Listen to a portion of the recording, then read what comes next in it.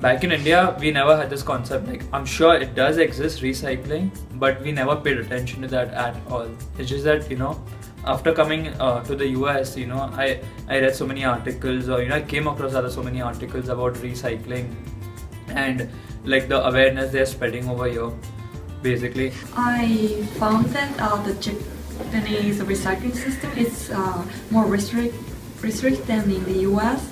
And for example, I'm living in Olison. I put all garbage in the one bag and throw it away. But in my country, we have to divide all separate all like garbage such as bean can, like carbon like boxes or something like that.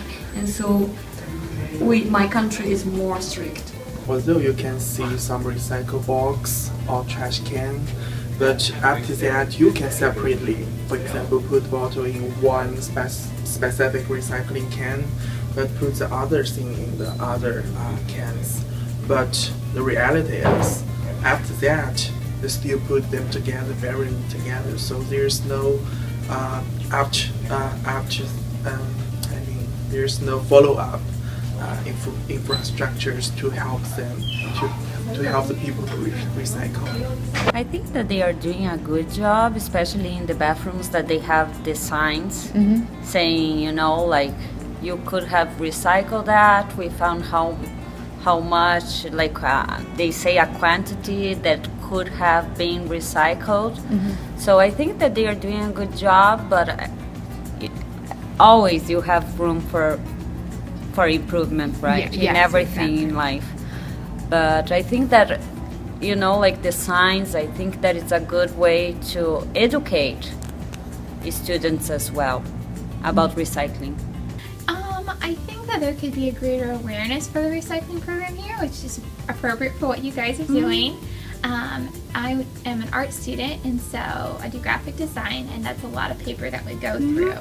And so over at NESAD, in that building where all the art classes are, we have a lot, like almost every single corner, there's something for recycling paper, which I think is a really good idea since we go through a whole lot with a lot of test prints. So I think NESAD does a good job with recycling paper. As far as the other buildings in the university, probably they could step it up a little bit with having recycling bins or making it obvious, like this is for paper or plastic or metal.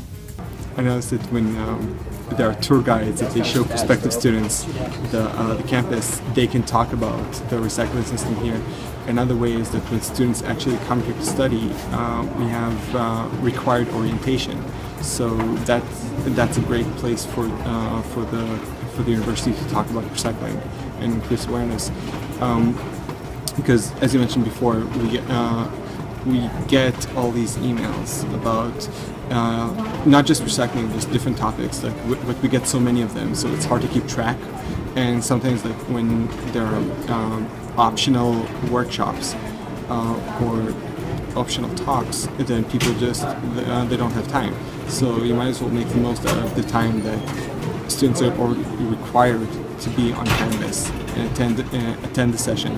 So I think it's easier to use those resources in order to increase awareness and get more people involved in the cause. Because in orientation, you're introducing new students to Suffolk University, and you're making them aware of things like Graduate Student Association or all these different ways that they can be involved.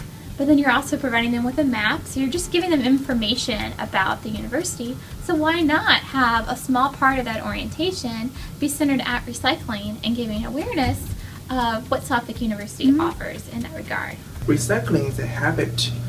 First of all, you have to have the infrastructures to help them to do the recycling. Second, you have to give them the information constantly. You have to remind them to keep the recycling habits. I mean, they are doing a great job.